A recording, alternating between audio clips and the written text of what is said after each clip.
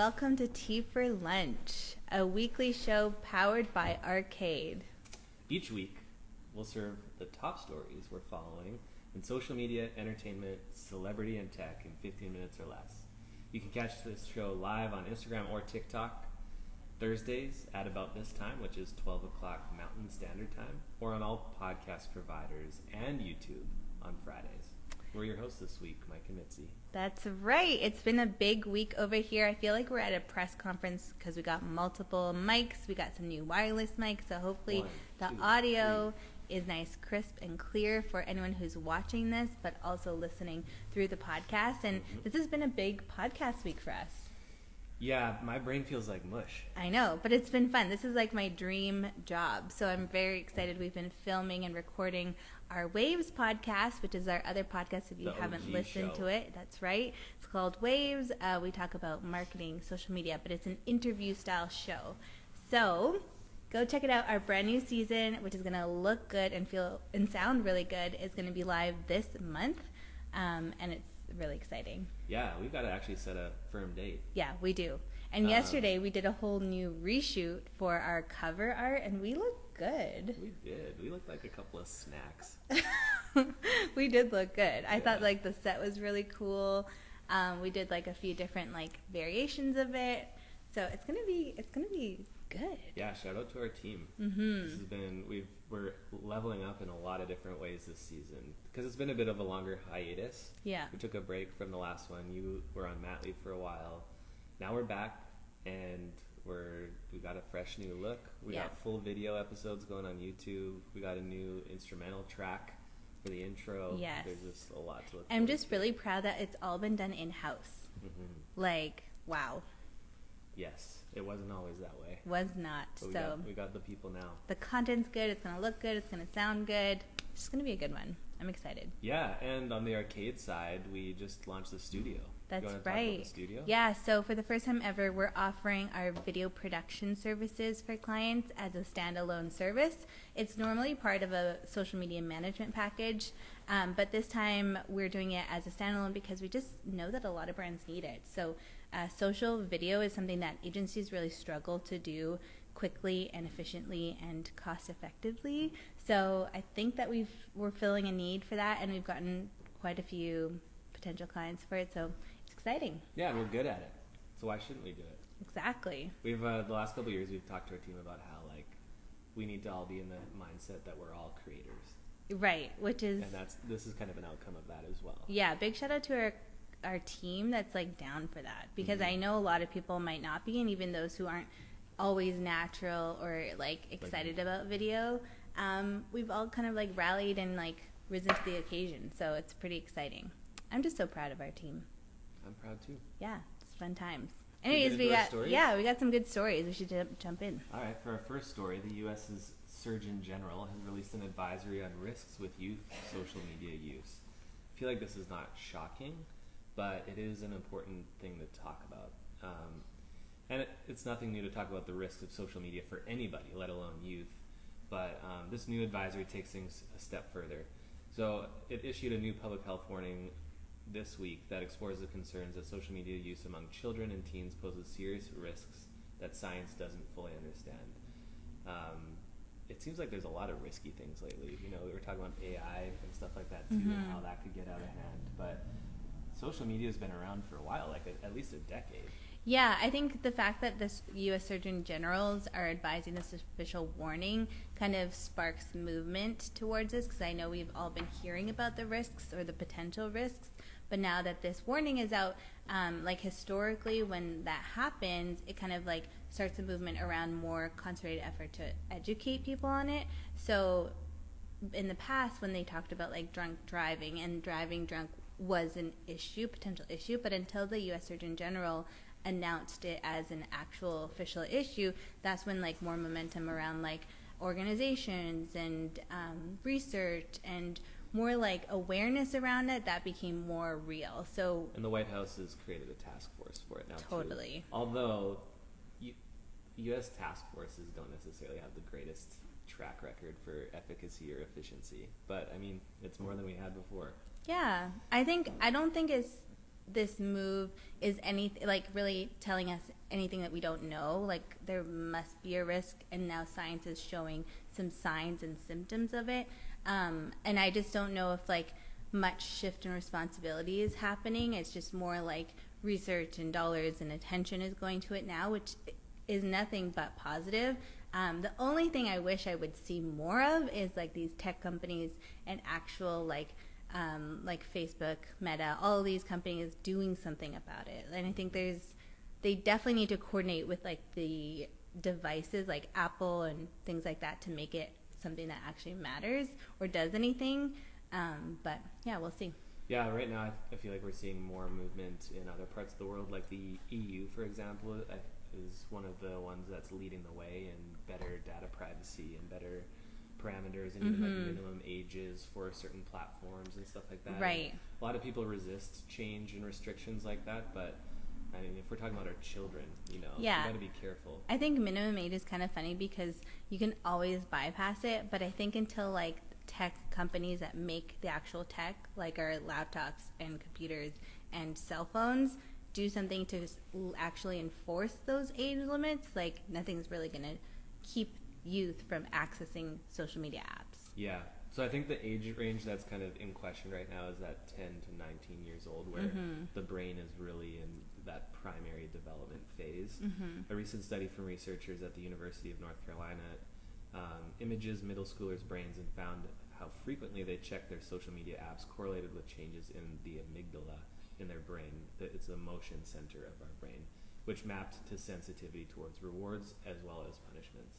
We should note that there's not purely negative effects on kids from social media. There are obviously positive outcomes like connection with community and even like beginning to form their identity, like what kind of stuff they talk about, who they are, what even like their aesthetic, that kind of stuff. But we just got to be careful. Yeah, protect our children. So the Surgeon General's recommendations include higher standards for youth data privacy, enforced age minimums, deeper research into these areas, and waiving digital media literacy into curriculums, which sounds like some pretty reasonable requests. I would love to see that. Like obviously digital and social media will be part of our world and more so our kids' world, so why not just be like really informed about the dangers of it, but also the positive sides of it. Should we just move to a farm and get rid of all our tech? No. Okay, not a farm. I would be just like a potato. Like I would have nothing to contribute to farm life. You've always wanted to like learn more cool cooking recipes, so you could just be this like amazing chef. Yeah, but if I'm not documenting it, what's the point? If That's I'm not true. Building a platform around these recipes, then what is the Sure, point? it didn't happen. Am I right? Yeah, it's not going to work for me. Anyways, let's talk about Airbnb. If you were on TikTok, you probably saw that TikTok star Alix Earle was rescued by Airbnb. She and 11 of her closest friends went off to Italy and Greece for a little post-graduation trip. And when they got to Greece, they realized that the accommodations they had booked actually ended up being like a scam, and there was no place to actually stay. So they documented this, of course. Alix Earle has 5 million followers. I think one of her best friends has 1 million, so it's all over. And then what was interesting is in that first video she shared where they were stranded, people started tagging Airbnb. And at first it was like, oh, did Airbnb scam you? But then she clarified that she actually booked that initial place through booking.com. But Airbnb took the opportunity and actually booked them a house in Greece, and it's stunning. It has like the most amazing views, all the best stuff. And so now they're all staying there. And I think it was really cool to watch as a marketer because obviously working with someone like Alix Earle, who has a huge amount of following, is very expensive, and lots of people she's worked with lots of brands and people speculate how much money she makes from these brand partnerships. So for Airbnb to use like social listening as an opportunity to work with her is really cool, because there is obviously not like a pre-planned like agreement between them. Say obviously not. You don't think there's a chance that this was a stunt? I don't know. Like a great marketing team?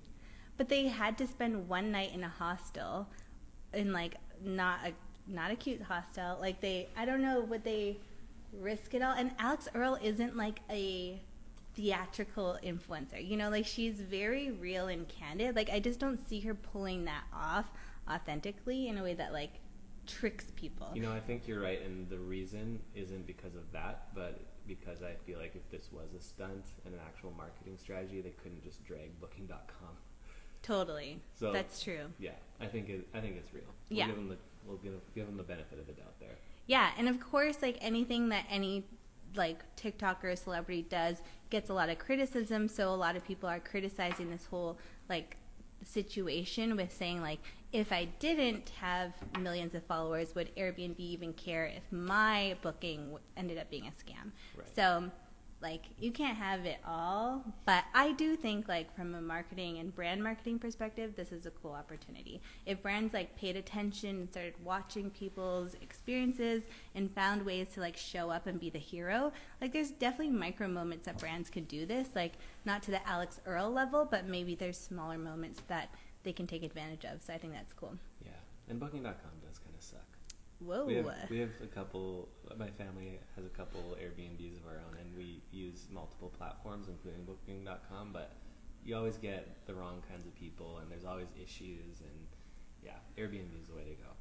Shout out. And that's the tea. That's the tea. The last story is basketball related. There's some drama stirring around the NBA playoffs right now.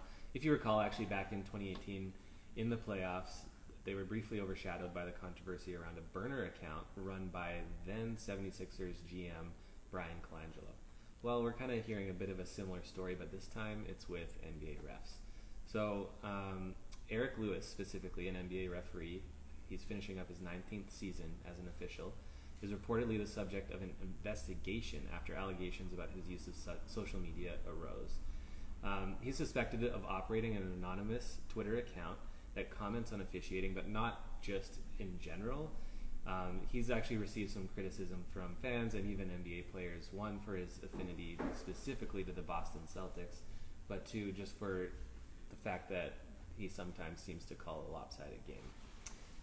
And this burner account specifically that is being attached to him is showing evidence of him defending those kinds of calls, and specifically his calls in certain games.